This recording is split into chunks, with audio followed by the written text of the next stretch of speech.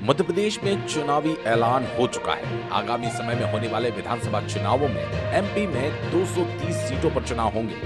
प्रदेश के अलग अलग क्षेत्रों में अलग अलग समीकरण विधानसभा चुनावों में देखने को मिल रहे हैं। इसी कड़ी में देवास जिले की खातेगांव विधानसभा में भी दलगत नेताओं के अलावा समाज सेवी नेताओं ने मोर्चा संभाल लिया।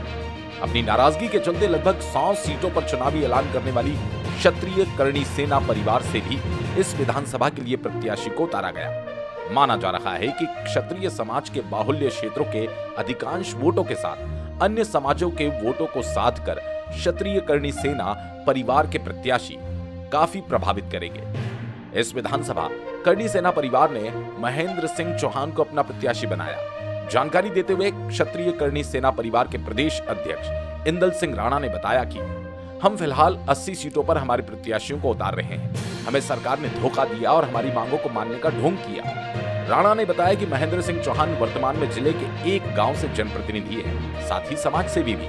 बहरहाल अभी तक कांग्रेस से टिकट हुआ नहीं है और भाजपा से वर्षों से विधायक रहे आशीष शर्मा ने भी अपना जनसंपर्क शुरू कर दिया। देखना होगा कि क्षत्रिय करणी सेना के प्रत्याशी किस प्रकार इस विधानसभा में अन्य प्रत्याशियों को प्रभावित करते हैं। इसी को लेकर भारत सागर न्यूज ने क्षत्रिय करणी सेना के प्रदेश अध्यक्ष इंदल सिंह राणा से खास बातचीत की। नमस्कार, मैं हूं राहुल परमार और आप देख रहे हैं भारत सागर न्यूज। इस समय हम मौजूद हैं खातेगांव विधानसभा 173 में, जहां पर अलग अलग प्रत्याशी अपने भाग्य आजमा रहे हैं। फिलहाल कांग्रेस से किसी टिकट का फाइनल हुआ नहीं है। यहाँ से भाजपा के विधायक आशीष शर्मा रहे हैं। इसी बीच कहीं एक नाराज खेमे से एक टिकट जो है वो आया हुआ है और उन्हीं जो क्षत्रिय करणी सेना है उन्हीं के प्रदेश अध्यक्ष जी इंदल सिंह राणा हमारे साथ हैं। उन्होंने मध्य प्रदेश की 230 सीटों से कुछ सीटों पर अपने कैंडिडेट्स को उतारने का ऐलान किया है। पिछली बार इनकी कुछ मांगे थी, उन मांगों का पूर्ण रूप से मतलब जो है सरकार उन्होंने मानी नहीं थी।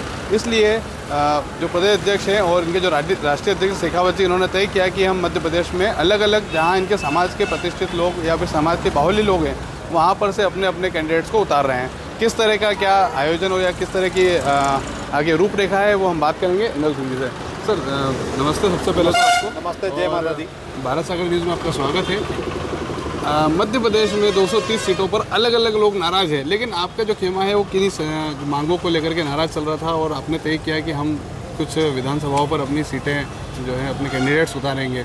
कितनी सीटें हैं, कितने कैंडिडेट्स अभी तक तय हुए हैं? बेसिकली सर जो है हमारी जो मांगे थी वो जनहित में थी, ठीक है। उसके बाद एक सोची समझी साजिश के तहत हमारा आंदोलन ख़त्म कराया और उन मांगों के पे हामी भर के और मुकरा गया, वादा खिलाफी की। उस चीज़ को लेकर हमारे जो सभी लोग हैं उनमें आक्रोश बहुत ज़्यादा है। उस आक्रोश को चलते हम 80 सीट पे भी विधानसभा चुनाव लड़ा रहे हैं मध्य प्रदेश में।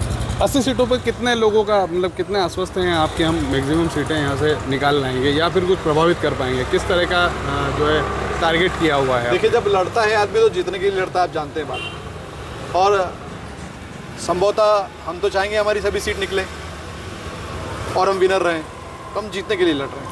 खातेगांव विधानसभा में आप मौजूद हैं। खातेगांव से आपके प्रत्याशी महेंद्र सिंह जी हमारे जी जो हैं, उन्होंने किस तरह की यहाँ पे स्ट्रेटेजी बनाई है? किन लोगों के बीच में जाना चाहते हैं, किन मुद्दों पे जाना चाहते हैं? महेंद्र सिंह जी का मैं बता दूं आपको कि बहुत ग्रॉस लेवल के वो एक कार्यकर्ता हैं और समाज के लिए उन्होंने जो किया है वो एक सराहनीय कदम है। ये सरपंच भी रहे हैं, सरपंच भी हैं वर्तमान में, और जो इन्हें ग्राम पंचायत को दिया है वो कार्यशैली और आप आगे जो करेंगे वो कार्यशैली आप मैच करेंगे तो आपको लगेगा कि कैंडिडेट वैसे ही होना चाहिए। अच्छा, अभी किस तरह का सर्वे आपने यहाँ पर किया है महेंद्र सिंह जी? किस तरह का सर्वे किया है, कैसे आपने यहाँ पर ज्वाइन किया? अभी हमारे लोग उनसे मुलाकात बातचीत हुई है। आइए, आपका स्वागत है और हम मिलजुल कर आपका सहयोग करेंगे और इसी तरह से संघर्ष करें चुनाव में जिताने की पूरा। क्या रूपरेखा है सर? कास्टेज में एक महत्वपूर्ण विषय आप लोगों ने जोड़ा हुआ है कि क्षत्रिय जो राजपूत बाहुल्य हैं वहाँ पर आप चुनाव लड़ेंगे, लेकिन फिर बाकी कास्ट को हम लोग कैसे क्या इग्नोर करेंगे? नहीं, जो हमारी मांग है मैं आपको सूचना घोषणा पत्र दूंगा मैं आपको। जो हमारी मांग है वो सभी समाज के लिए, सर्वधर्म के लिए, सर्वधर्म के लिए। जो आंदोलन में जो लोग आए थे 8 जनवरी को भी आए थे वो भी सभी समाज के थे।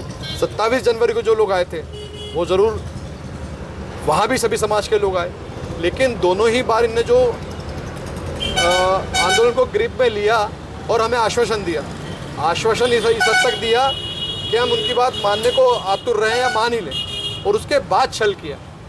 तो वो सब चीज़ें हमारे मन में कहीं ना कहीं पीड़ा के लिए है, और एक ही सुर में हम सब लोग बोल रहे हैं कि हम कैसे भी करके विधानसभा चुनाव में अपनी उपस्थिति ज़्यादा से ज़्यादा सीटों पर दर्ज करके सरकार को या व्यवस्था को बदलने की बात करें। नहीं, ऐसा माना जा रहा था कि जो आपकी जो मांगे आपने दी थी, उन मांगों पर आपको बहुत जल्दी बुला लिया गया था। जिस तरह की करणी सेना जो जीवन सिंह जी के जो आंदोलन था, जिस तरह का एक माहौल बना था, उस तरह का माहौल कहीं ना कहीं वो बन नहीं पाया। उन्होंने तुरंत आपको बुला लिया था और कहा था कि यार हमारी जो मांगे हैं वो 1.5 घंटे में सीएम साहब ने हमको सीएम हाउस बुला लिया था। उस समय शायद रक्षाबंधन का उनका पर्व भी था, उस हेतु उन्हें 1.5 घंटे बुलाया और हाथ से टिक लगाया। ये 14 मांगे हम आपकी मान रहे हैं, 4 मांगों पे कमेटी है और 6 मांगे हम सेंट्रल गवर्नमेंट को भेज रहे हैं क्योंकि हमारे बस में। तो उतना आश्वस्त होने के बाद कमेटी भी हाथों हाथ डिसाइड कर दी, 11 नाम कर दिए। यहाँ तक भी होने के बाद और हमारा प्रतिनिधि दे दिया अरविंद भदौरिया जी को, उनने भी मीठी गोली दे दी हमको। अच्छा, खातेगांव में कितना आश्वस्त है? हम लोकल में चूँकि बात कर रहे हैं, तो लोकल के लोगों की यहाँ के क्या मुद्दे हैं, किस तरह के मुद्दे आप लोगों ने देखे? देखो, लोकल मुद्दे तो हमारे खातेगांव को लेकर बहुत सारे हैं, लेकिन मोटा जो मुद्दा है शिक्षा और स्वास्थ्य को लेकर। ओके, शिक्षा में मतलब क्या कॉलेज वगैरह तो है मेरे ख्याल से यहाँ? कॉलेज वगैरह है, लेकिन अपडेट की बहुत ज़रूरत है। उसके बाद आपका स्वास्थ्य में लेके बहुत ज़्यादा ज़रूरत है। यहाँ पे शिक्षा और स्वास्थ्य को लेकर तो बहुत ज़्यादा विसंगत है। मेन मुद्दा सर खातेगांव के लोगों का, हम लोग थोड़ा सा दूर रहते हैं, लेकिन खातेगांव में उत्खनन वाला एक अलग वो तो बहुत बड़ा मुद्दा है सर, क्योंकि नर्मदा किनारे बसा हुआ क्षेत्र है और वो तो नर्मदा का चीरहरण हो रहा है एक तरह से देखा जाए तो। उस मुद्दे को लेकर जिसने आवाज़ें उठाई है, या तो उसको राज्य मंत्री का दर्जा देकर कंप्यूटर बाबा योगेंद्र महंत राज्य मंत्री का दर्जा देकर बिठा दिया, या पैसे देके बिठा दिया, या मरवा दिया।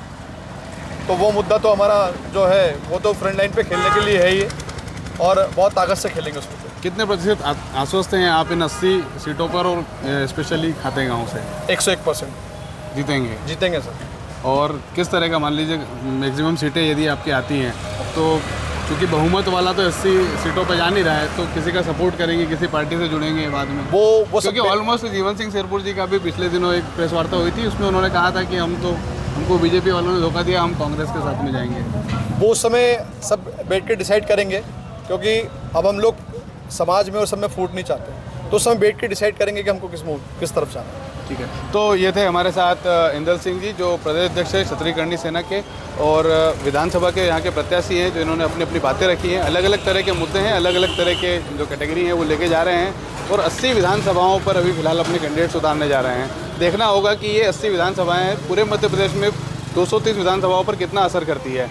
फिलहाल देखते रहिए भारत सागर न्यूज़। धन्यवाद।